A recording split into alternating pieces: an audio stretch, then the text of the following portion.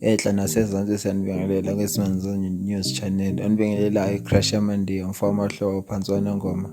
Ngena njengamanje uzodwa abantu odume kakhulu udansa kakhulu eyadini.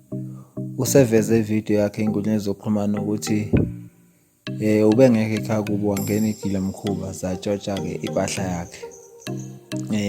Ngokusho kwakhe uthi impahla impela ebaluleke kakhulu kuye, kodwa wasebonga ukuthi uyabonga ukuthi bamfice ngekho ngoba mhlawumbe kabe sikhuluma ukuthi angaba asekho emhlabeni noma mhlawumbe ngabe bamgile umkhuba mhlawumbe bamdlwengula. Uthi uyabonga kakhulu-ke, ubonga impilo nje uthi noma zihambile iy'mpahla zakhe kodwa uyabonga ukuthi usaphila.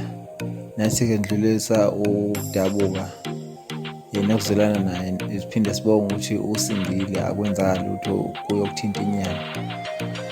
Abantu abangamazi uzodwa abantu umuntu osebenza kanzima, umuntu ojwayele ukuba umdansi, umuntu nje opela osesemehlweni abantu.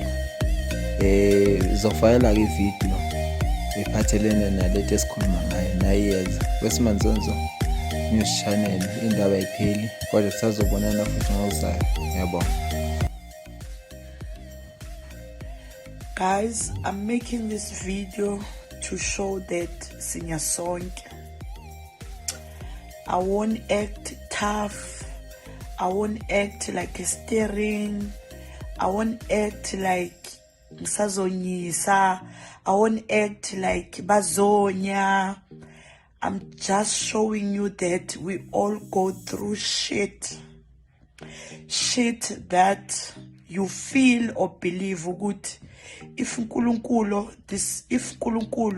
lo mthwalo wami, ngiyabonga, ngiyawuthanda, ngizophola, kuzoba right, I'll pick myself up and get going again. So no one should give up, no one should feel anyhow. This is life. Shit gets real. I'm not crying about the things that they took, you know. I'm not.